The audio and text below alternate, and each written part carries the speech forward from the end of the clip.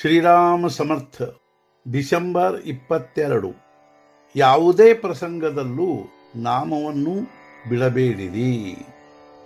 ಆಕಾಶಕ್ಕೆ ಅಂಜಿ ಓಡಿದರೆ ಎಲ್ಲಿಯೇ ಹೋದರೂ ಅದು ಇದ್ದೇ ಇರುತ್ತದೆ. ಅದರಂತೆ ದೇಹ, ಮನಸ್ಸು ಹಾಗೂ ಅದರ ಸುಖದುಃಖಗಳು ನಾವು ಎಲ್ಲೇ ಹೋದರೂ ನಮ್ಮೊಡನೆ ಬಂದೇ ಬರುತ್ತವೆ. ಆದ್ದರಿಂದ ನಮ್ಮ ಪಾಲಿಗೆ ಬಂದ ಕರ್ಮದ ಫಲಗಳನ್ನು ಸಮಾಧಾನದಿಂದ ಅನುಭವಿಸಲು ಕಲಿಯಬೇಕು.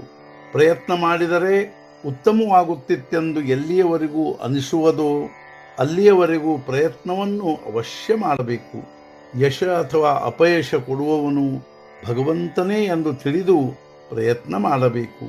ಎಲ್ಲ ಕರ್ತೃತ್ವವನ್ನು ಅವನ ಕಡೆಗೇ ಕೊಡಬೇಕು. ನಿನ್ನ ಸೇವೆ ಎಷ್ಟು ದಿವಸ ಮಾಡಬೇಕು ಎಂದು ಭಗವಂತನಿಗೆ ಕೇಳುವುದೆಂದರೆ ಸೇವೆಯಲ್ಲಿ ನ್ಯೂನತೆ ಬಂದಂತೆ.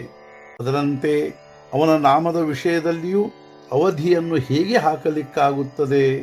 ವಿಷಯಗಳನ್ನು ಎಷ್ಟು ದಿವಸ ಅನುಭವಿಸೋಣ ಎಂದು ನಾವು ಅನ್ನುವುದಿಲ್ಲ. ಅಂದ ಮೇಲೆ ನಾಮದ ವಿಷಯದಲ್ಲಿ ಹೀಗೇಕೆ ಕೇಳಬೇಕು? ಇಂದು ಭಗವಂತನು ಒಂದು ತುದಿಗೆ, ನಾವು ಇನ್ನೊಂದು ತುದಿಗೆ ಇರುತ್ತೇವೆ. ಅವನ ನಾಮದಿಂದ ಅವನನ್ನು ಹತ್ತಿರ ತರಬೇಕು.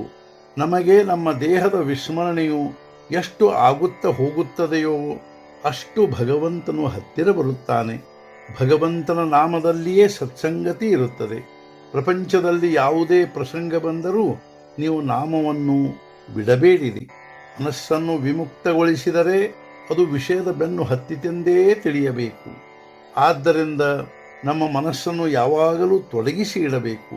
ಏಳುವುದು, ಕೂಡುವುದು, ಜಪ ಮಾಡುವುದು, ಓದುವುದು, ಹರಟೆ ಹೊಡೆಯುವುದು, ಚೇಷ್ಟೆ ವಿನೋದ ಮಾಡುವುದು ಮುಂತಾದ ಎಲ್ಲ ಕ್ರಿಯೆಗಳಲ್ಲಿ ಭಗವಂತನೊಂದಿಗೆ ಸಂಬಂಧ ಹಾಗೂ ಸಂದರ್ಭಗಳನ್ನು ಇಡಬೇಕು.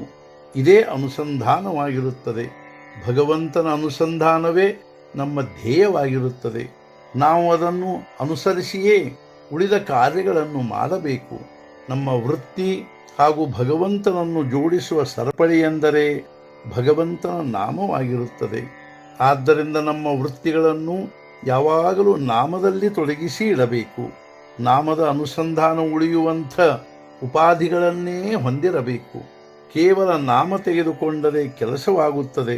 ಆದರೆ ಅದನ್ನು ವಿಚಾರಪೂರ್ವಕ ತೆಗೆದುಕೊಂಡರೆ ಬೇಗನೆ ಕಾರ್ಯವಾಗುತ್ತದೆ. ಬಾಯಲ್ಲಿ ನಾಮ ಬರುವ ಮಾತ್ರದಿಂದಲೇ ಸತ್ಕರ್ಮಗಳು ತಾವಾಗಿ ಆಗತೊಡಗುತ್ತವೆ.